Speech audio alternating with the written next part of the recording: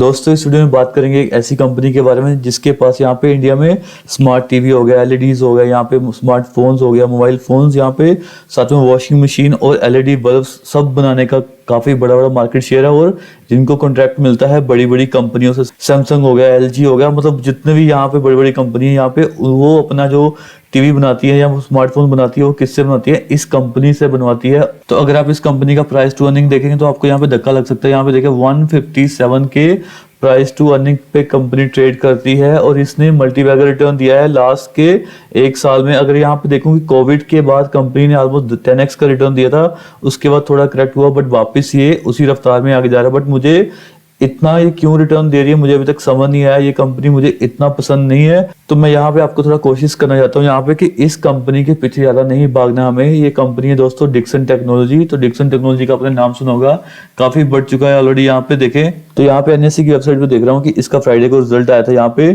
तो इसका रिजल्ट देखें कि कैसे इसके रिजल्ट आए और कंपनी इतना महंगा यहाँ पे क्यों ट्रेड करती है और क्या हमें इसमें इन्वेस्टेड रहना चाहिए। अगर यहाँ पे आप लोग इन्वेस्टेड हैं तो यहाँ में क्या करना है, और अगर आप यहाँ पे इन्वेस्टेड नहीं है तो आपको यहाँ पे क्या करना चाहिए। पूरे इसके फंडामेंटल देखेंगे और लास्ट में इसके टेक्निकल्स भी देखेंगे। तो यहाँ पे अगर इसके बिजनेस की बात करें तो इसके बाद दोस्तों एलईडी टेलीविजन बनाने का यहाँ पे कितना है 50% मार्केट शेयर है। यहाँ पे वॉशिंग मशीन बनाने का यहाँ पे 43% और यहाँ पे एलईडी और सीएफएल लाइट्स का 39% है। तो दोस्तों जो सैमसंग हो गया, जो बड़ी बड़ी कंपनी है जो जिसके आप मोबाइल यूज करते हो, एलईडी टीवी यूज करते हो, तो वो कंपनी खुद नहीं बनाती है। वो कंपनी क्या करती है, जो प्रोडक्ट बनाती है वो किसी दूसरी कंपनी को कॉन्ट्रैक्ट देती है। तो वो कंपनीज यहाँ पे डिक्सन जैसी कंपनीज को क्या करती है, कॉन्ट्रेक्चुअल बेसिस पे ये पूरा बनाने के लिए देती हैं और बाद में अपना लोगो लगा के वो मार्केट में सेल करती हैं। तो यहाँ पे देखिए डिक्सन टेक्नोलॉजी अपना रेवेन्यू कहाँ से कमा रही है, यानी अपनी जो उसको इनकम हो रही है, सेल हो रही है, वो कहाँ से हो रही है। 54% उसको क्या हो रही है, एलईडी टीवी बनाने से हो रही है। उसके बाद यहाँ पे 24% यहाँ पे एलईडी बल्ब है। फिर यहाँ पे 11% जो दोस्तों वो आ रहा है यहाँ पे वॉशिंग मशीन से। बाकी यहाँ पे अदर्स आ रहा है, जितने भी यहाँ पे होम अप्लायंसेस आती हैं वो पूरा अदर्स कैटेगरी में डाल दिया है। अगर मैं सेगमेंट को इसको ब्रेकअप करूँ यहाँ पे तो कंज्यूमर इलेक्ट्रॉनिक्स में वही आ गया दोस्तों, टीवी टूवी सब कुछ मिला के यहाँ पे आगे लाइटनिंग के लिए यहाँ पे आ रहा है 17% आ रहा है। उसके बाद होम अप्लायंसेस में 6.69 और ये मोबाइल फोन में 13% आ रहा है। बाकी यहाँ पे जो भी है सिक्योरिटी सिस्टम 3%। सिक्योरिटी सिस्टम्स मतलब यहाँ पे जो सीसीटीवी कैमरे होते हैं वो भी ये बनाती है, तो वहाँ पे उससे 3% का रेवेन्यू जनरेट करती है। तो अगर आप इसका मार्केट शेयर देखेंगे तो आपको समझ आ जाएगा कि ये इंडिया में लीडर है कंज्यूमर इलेक्ट्रॉनिक्स में, साथ में दोस्तों एलईडी और सीएफएल लाइट्स में, साथ में वॉशिंग मशीन में। तो पूरा का पूरा इसके पास अच्छा खासा शेयर है। बट जो इसकी वैल्यूएशन है दोस्तों बहुत ही ज्यादा है। वो मैं क्यों बोल रहा हूँ, वो इसके रिजल्ट देखते हैं तो आपको समझ आएगा कि मैं क्या बोल रहा हूँ। तो पहले इसके जो क्वार्टरली रिजल्ट आए हैं वीकेंड पे वो देखते हैं, उसके बाद यहाँ पे इसको किसी और कंपनी के साथ कंपेयर करके भी देखेंगे। तो यहाँ पे देखें जो इसका जो क्वार्टरली सेल आया है, इस क्वार्टर का सेल तो काफी अच्छा है। यहाँ पे देखें 2800 करोड़ के पास आया, जो पिछले क्वार्टर में था यहाँ पे वो था 1800 के राउंड था। तो जो क्वार्टर ऑन क्वार्टर काफी अच्छा जंप हुआ, क्योंकि यहाँ पे सेकंड वेव आ गया था यहाँ पे जून क्वार्टर में और यहाँ पे काफी कुछ लॉकडाउन हो गया, तो यहाँ पे सेल इतना नहीं हो पाता। तो अगर मार्च क्वार्टर में देखें यहाँ पे 2100 करोड़ के पास था, तो वो वहां से काफी अच्छा जंप हुआ है क्योंकि इस क्वार्टर में कोई यहाँ पे लॉकडाउन नहीं था, कोई यहाँ पे सेकंड वेव नहीं आया था, तो यहाँ पे अच्छा खासा सेल में जंप हुआ है। बट जो मेन जो दोस्तों इसमें दिक्कत आ रही है वो यहाँ पे इसके एक्सपेंसिस में, इसको एक्सपेंसिस मैनेज करना नहीं आ रहा। यहाँ पे देखें जो इसके एक्सपेंसिस हुए हैं वो यहाँ पे ऑलमोस्ट 2700 करोड़ हुए हैं। तो 2800 करोड़ का सेल किया है, जो एक्सपेंसेस किया इसने 2700 करोड़ के पास एक्सपेंसेस किया। जो ऑपरेटिंग प्रॉफिट इसका आया एग्जैक्टली वो यहाँ पे आया है 110 करोड़। यहाँ पे क्वार्टर ऑन क्वार्टर काफी अच्छा जंप हुआ है। बट अगर यहाँ पे पिछले क्वार्टर से देखेंगे, सितंबर में देखेंगे या दिसंबर में देखेंगे, तो दिसंबर से देखेंगे तो यहाँ पे सिर्फ यहाँ 10 करोड़ का जंप हुआ है, जबकि यहाँ पे सेल बहुत ज्यादा जंप हो चुका है। सेल में ऑलमोस्ट यहाँ पे 600-700 करोड़ जंप हुआ है। बट यहाँ पे जो ऑपरेटिंग प्रॉफिट में जंप हो रहा है वो सिर्फ यहाँ पे 10 करोड़ का जंप हो रहा है। तो यहाँ पे ऑपरेटिंग प्रॉफिट के मतलब कंपनी का जो दोस्तों एफिशिएंसी है मैनेज करने की एक्सपेंडिचर को, वो यहाँ पे बहुत ही वीक लग रही है। यहाँ पे जो इसके ऑपरेटिंग प्रॉफिट मार्जिन है, यहाँ पे देखें कंपनी सिर्फ यहाँ पे 3-4% के मार्जिन पे ट्रेड करती है। लेट्स सपोज की मैंने यहाँ पे कंपनी खोली है, एक रेस्टोरेंट खोला और आपने भी एक रेस्टोरेंट खोला। मैं यहाँ पे 100 करोड़ की सेल कर रहा हूँ और आप यहाँ पे सिर्फ 10 करोड़ की सेल कर रहे हैं।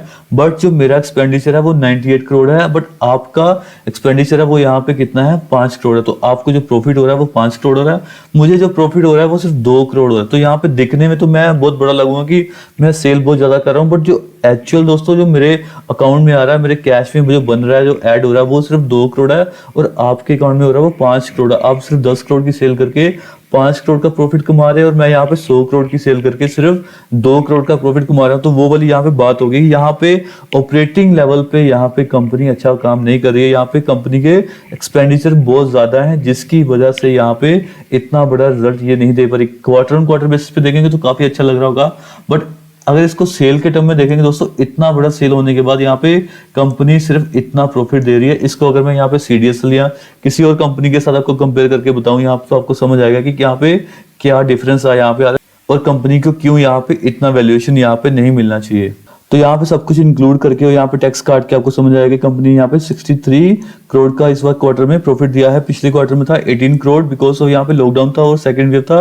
बट अगर आप यहाँ पे सितंबर और दिसंबर क्वार्टर में देखें, यहाँ पे लॉकडाउन नहीं था, तो वहां से कुछ खास जंप यहाँ पे नहीं लग रहा है। यहाँ पे सिर्फ 2 क्वार्टर एक बोल सकता हूँ कि लॉकडाउन की वजह से थोड़ा सा यहाँ पे कम था। बट इसको अगर देखें दोस्तों, जो मेन क्राइटेरिया होना चाहिए इसको मैच करने का, वो यहाँ पे ये 2 क्वार्टर है। यहाँ पे इन 2 क्वार्टर से इसको कंपेयर करना चाहिए, तो उसके हिसाब से इस कंपनी ने अच्छा क्वार्टर नहीं दिया है मेरे ख्याल से। इवन दो कंपनी ने सेल बहुत अच्छा दे दिया, बट यहाँ पे ऑपरेटिंग प्रॉफिट के मामले में कंपनी अभी भी काफी पीछे चल रही है।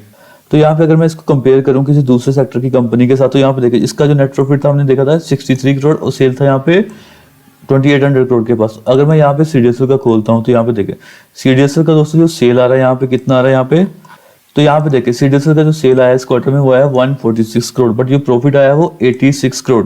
तो यहाँ पे डिक्सन टेक्नोलॉजी से 40% प्रॉफिट ज्यादा आया है इस क्वार्टर में। तो कंपनी ने डिक्सन ने दिया है 63 करोड़, अब ये प्रॉफिट दे रही है क्वार्टरली 86 करोड़ यहाँ पे। और इसका जो ऑपरेटिंग एफिशिएंसी देखें, इसका जो खर्चा देखें, ये कंपनी दे रही है 68% के मार्जिन पे ऑपरेटिंग प्रॉफिट दे रही है, 68% का मार्जिन दोस्तों। और जो डिक्सन का मार्जिन है वो यहाँ पे कितना है 3 से 4%। तो आप समझ रहे हैं कि यहाँ पे क्या हो रहा है यहाँ पे। तो इस कंपनी की वैल्यूएशन है, अगर मैं देखूं इसका जो प्राइस टू अर्निंग है अब कम हो गया इसका प्राइस टू अर्निंग, और इसलिए यहाँ पे सीडीएसएल आपको ये भागता हुआ दिखेगा थोड़े दिनों में, क्योंकि इसका अच्छा सेल आने के बाद, अच्छा रिजल्ट आने के बाद अब प्राइस टू अर्निंग कम हो गया। पहले शायद 80 के पास था, बट जब सेल यहाँ रिफ्लेक्ट हो गया इसके अंदर तो अब ये कम आ रहा है। तो अब ये इसका प्राइस टू अर्निंग यहाँ से बढ़ेगा, मेरे ख्याल से वापिस ये 80-90 के पास जाएगा। तो यहाँ से शेयर आपको एटलीस्ट 60-70% बढ़ता हुआ दिखाई दे सकता है यहाँ पे आगे आने वाले 2 से 3 महीने में। तो मैं आपको ये बोल रहा हूँ। और कंपनी का मार्केट कैप देखें, अभी यहाँ पे सिर्फ 14,000 का मार्केट कैप है, बट यहाँ पे अगर मैं डिक्सन का देखूं तो यहाँ पे डिक्सन का मार्केट कैप आ रहा है यहाँ पे 29,000 करोड़। ओ माय गॉड, तो यहाँ पे ऑलमोस्ट डबल से ज्यादा का मार्केट कैप है, बट जो प्रॉफिट दे रही है वो यहाँ पे सीडीएसएल से कम प्रॉफिट दे रही है, और यहाँ पे ऑपरेटिंग प्रॉफिट भी बहुत ही कम है इसका। तो यहाँ पे इवन दो सेल ज्यादा है, यहाँ पे कंपनी मोनोपोली भी है डिक्सन, बट यहाँ पे सीडीएसएल भी एक मोनोपोली है। तो मैं यहाँ पे एक जस्ट कंपेयर करना चाहता हूँ कि यहाँ पे जो प्राइस टू अर्निंग है वो लॉन्गर रन में सस्टेन नहीं करेगी।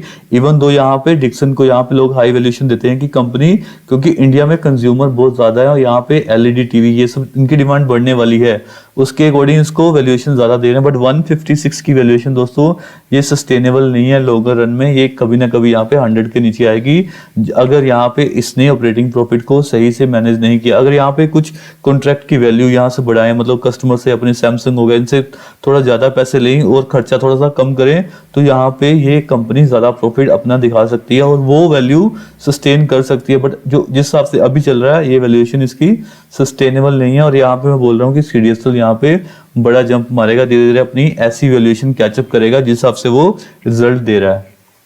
तो यहाँ पे अगर डिक्सन टेक्नोलॉजी का मैं शेयर होल्डिंग पैटर्न देखूं तो यहाँ पे देखिए प्रमोटर्स का यहाँ पे स्टेक थोड़ा सा कम होता जा रहा है। यहाँ पे देखिए 39% से ऑलमोस्ट यहाँ पे कितना आ गया, यहाँ पे 34.93, तो ऑलमोस्ट यहाँ पे 5% का स्टेक, 4% का स्टेक इसने कम कर लिया है कुछ 2-3 सालों में। तो ये सही नहीं है, ये मैं देख रहा हूँ। जहां पे प्रमोटर की एक्टिविटी दोस्तों ऐसी हो ना, यहाँ पे अपना स्टेक धीरे धीरे कम कर रहे हो, तो वहां पे लॉन्ग टर्म के लिए कभी इन्वेस्ट ना करें। हाँ, रिजल्ट से पहले का एक मूव ले लें कि थोड़ा सा मतलब ट्रेडिंग कर ले, यहाँ पे दो वीक हो गया, 1 मंथ हो गया, 3 मंथ हो गया, वहां पे ट्रेडिंग कर ले।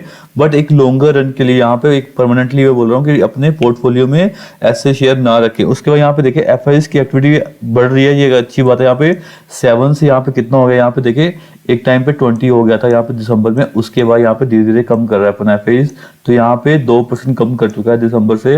बट यहाँ पे बीच में इसने अच्छा खासा यहाँ पे प्रॉफिट कमाया, यहाँ से एकदम से काफी आई थिंक 5x 10x हो गया था। तो यहाँ पे एफआईज ने अच्छा खासा जंप लिया, ऑलमोस्ट 10% से कहाँ पहुंच गया था 20%। मार्च क्वार्टर से दिसंबर क्वार्टर में, तो यहाँ पे ही शेयर सबसे ज्यादा मूव किया है। तो यहाँ पे एफआईस ने यहाँ पे काफी बड़ा पैसा कमाया। उसके बाद यहाँ पे धीरे धीरे प्रॉफिट बुकिंग हो रही है और यहाँ पे ऑलमोस्ट 2% यहाँ पे कम कर चुके हैं। यहाँ पे डीआईस देखें, यहाँ पे डीआईस ने तो धीरे धीरे अपना पहले से ही कम करके रखा हो। यहाँ पे 23% से कहाँ पे आ चुके हैं, यहाँ पे 8% के पास आ चुके हैं। यहाँ पे सबसे ज्यादा प्रॉफिट बुकिंग ज्यादा हुई है। यहाँ पे देखें, यहाँ पे सितंबर दिसंबर क्वार्टर में अच्छा खासा इन्होंने प्रॉफिट बुकिंग किया है, धीरे धीरे करते आ रहे हैं। यहाँ पे जून में किया, फिर जून से लेके सितंबर में काफी तगड़ा इन्होंने 4-5% एक बार में कम कर दिया यहाँ पे। उसके बाद यहाँ पे 2-2.5% फिर से कम किया, फिर यहाँ पे मार्च आते आते फिर से यहाँ पे 4% कम किया। तो धीरे धीरे काफी कम करते आ रहे हैं, जो एक नेगेटिव है इस शेयर के लिए यहाँ पे। उसके बाद पब्लिक देखें, पब्लिक यहाँ पे अपना शेयर बढ़ाती जा रही है और पब्लिक में नॉर्मल बंदे भी आएंगे। यहाँ पे कुछ जो इंडिविजुअल बड़े इन्वेस्टर हैं वो भी यहाँ पे आते हैं, तो वो उनका शेयर यहाँ पे बढ़ रहा है। तो ओवरऑल देखूंगी शेयर होल्डिंग पैटर्न मुझे नेगेटिव लग रहा है, जिस हिसाब से इसकी प्रमोटर की एक्टिविटी है। और यहाँ पे ऑलरेडी प्रॉफिट बुकिंग हो गया है एफआईएस की तरफ से, अब पता नहीं आगे का क्या एक्शन होगा। बट यहाँ पे डीआईएस भी अपना स्टेक यहाँ पे कम कर रहे हैं और पब्लिक ज्यादा ऐड हो रही है। वो एक नेगेटिव बात होती है कि पब्लिक यहाँ पे जिस शेयर में ज्यादा ऐड होता है वहां पे थोड़ा सा कोशिश हो जाना चाहिए। तो यहाँ पे डिक्सन टेक्नोलॉजी का मैंने यहाँ पे डेली चार्ट खोला है यहाँ पे, तो इसमें भी वही कहानी हो रही है। रिजल्ट से पहले का खतरनाक मूव होता है। ये 4,000 रुपए देखे यहाँ पे, और कंपनी 4,000 से कहाँ पे पहुंच गई, यहाँ पे 6,200 पे। तो ऑलमोस्ट यहाँ पे 55% का इसने रिटर्न दे दिया था यहाँ पे विद इन 1 मंथ यहाँ पे। उसके बाद यहाँ पे रिजल्ट आना था और काफी यहाँ पे क्रैशन हुआ। बट यहाँ पे जो इसका ब्रेकआउट जोन था इसका, ये इसका ब्रेकआउट जोन है, ऑलमोस्ट उसी पे यहाँ पे बैठा हुआ। अगर इसको तोड़ेगा एक बार वापस यहाँ पे 4,000 के लेवल पे ये वापस आ सकता है। तो इसको मैं एक बार चार्ट को पीछे जाके दिखाऊंगा आपको, बहुत ही बड़ा तगड़ा इसने रिटर्न दिया। अगर आप इसके पीछे देखेंगे तो ओ माय गॉड। तो मैं वीकली चार्ट लगाऊं तो यहाँ पे देखिए 1,000 से कहाँ पे ट्रेड करा अभी यहाँ पे, इस जोन से जब निकला था, ये वाले जोन से जब निकला था तो खतरनाक इसने ब्रेकआउट दिया था। यहाँ पे रुका ही नहीं, उसके बाद यहाँ पे 1 वे रैली हुआ था 4,000 पे। फिर यहाँ पे थोड़ा थोड़ा कंसोलिडेट किया, यहाँ पे वापस इसने इसको ब्रेकआउट किया, वापस ये गया यहाँ पे, फिर यहाँ पे इसी जोन पे आया था, इस ब्रेकआउट जोन पे रिटेस्ट करने, वापस ये यहाँ पे गया। अब यहाँ पे वापस, अब मेरे ख्याल से वापस आएगा, वो इस जोन पे वापस आना चाहिए। ऑलमोस्ट यहाँ पे आने वाला है, पहुंचने वाला था 4500 के पास, यहाँ पे 4600 के पास। अगर इसको तोड़ेगा तो वापस ये 4000 के लेवल पे आ सकता है। और यहाँ पे 4000 के लेवल पे ये वापस आएगा, क्योंकि यहाँ पे रिजल्ट का टेंशन खत्म हो गया है। रिजल्ट से पहले के जो मूव होते हैं बहुत ही फ्रोशियस मूव होते हैं, यहाँ पे फंसाने वाले मूव होते हैं। जो बड़े बंदे हैं वो रिजल्ट के बाद क्या करते हैं, प्रॉफिट बुक करके यहाँ पे निकल जाते हैं।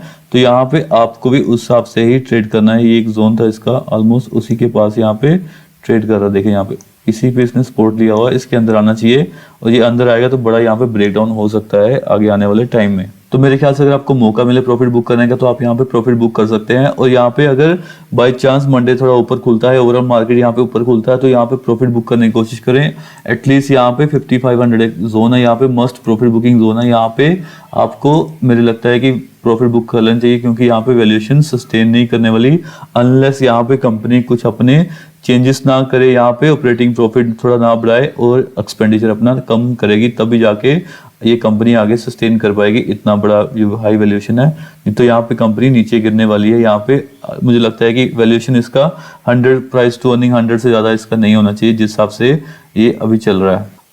तो यहाँ पे अभी फ्रेश बाइंग तो बिल्कुल नहीं करनी चाहिए। अगर यहाँ पे देखिए यहाँ पे इस वॉल्यूम को ऊपर लेके जाया गया यहाँ पे, और ऊपर से यहाँ जो प्रॉफिट बुकिंग हुई है वो खतरनाक वॉल्यूम से प्रॉफिट बुकिंग हुई। यहाँ पे देखिए 4 मिलियन शेयर एक वीक में ट्रेड हुए थे, तो यहाँ पे काफी बंदे यहाँ पे निकल गए जो यहाँ पे इसको ऊपर लेके गए। तो यहाँ पे दोस्तों रिजल्ट से पहले ऊपर लेके आया था, उसके बाद यहाँ पे बंदे जो बड़े बंदे हैं निकल जाते हैं और यहाँ पे रिटेलर्स हो जाते हैं। वो अपने लेवल का वेट करेंगे कि कब हमारा जो 6000 लेवल है, जहाँ 5500 लेवल है वो वापस आएगा। और वो वापस जब आता है वो 2-3 महीने होते, तब तक यहाँ पे अपना पेशेंस लूज कर जाते हैं रिटेलर्स। तो यहाँ पे जो किसी को अगर रिस्क लेना है तो वो बाय करेगा यहाँ पे इस ट्रेंडिंग जोन पे, इस ट्रेंड लाइन के ऊपर ही बाय करना है बस, अगर वो भी शॉर्ट टर्म के लिए। तो हम यहाँ पे बाय करके इस ट्रेंड लाइन पे निकल जाएंगे, तो इससे ज्यादा हमारा दोस्तों ट्रेड नहीं बनता इसमें। उसके बाद ब्रेकआउट होगा नहीं होगा वो देखा जाएगा। नहीं तो यहाँ किसी को बाय करना है वो करना है रिजल्ट से 1 महीना पहले। जैसे यहाँ पे मूव किया है, जैसे कभी गिरावट आएगी नेक्स्ट रिजल्ट से पहले, तो यहाँ पे हम बाय करेंगे। सिमिलर ऐसी कोई पोजीशन बनेगी आगे यहाँ पे ऐसी, तो फिर रिजल्ट से 1 महीने पहले बाय करके उसको रिजल्ट से 3-4 दिन पहले हम यहाँ पे निकल जाएंगे या 1 वीक पहले यहाँ पे निकल जाएंगे। तो वो हमारे लिए काफी रहेगा, 20-30-25% जितना हमें मिलेगा उतना ही हमारे लिए सेटिस्फाई होगा। बट हाँ, लॉन्ग टर्म के लिए अभी मैं ये कंपनी सजेस्ट नहीं करूंगा। ये कंपनी ऑलरेडी बहुत महंगी चल रही है, यहाँ पे इतना प्राइस टू अर्निंग कभी भी यहाँ पे सस्टेन नहीं करता है लॉन्गर रन में। तो दोस्तों ये था मेरा पूरा एनालिसिस यहाँ पे डिक्सन टेक्नोलॉजी में, साथ में जो थोड़ा सा मैंने कंपैरिजन किया यहाँ पे सीडीएसएल के साथ। अगर आपको ये वीडियो अच्छा लगे प्लीज लाइक और शेयर कर दें और चैनल को सब्सक्राइब कर ले। Thank you.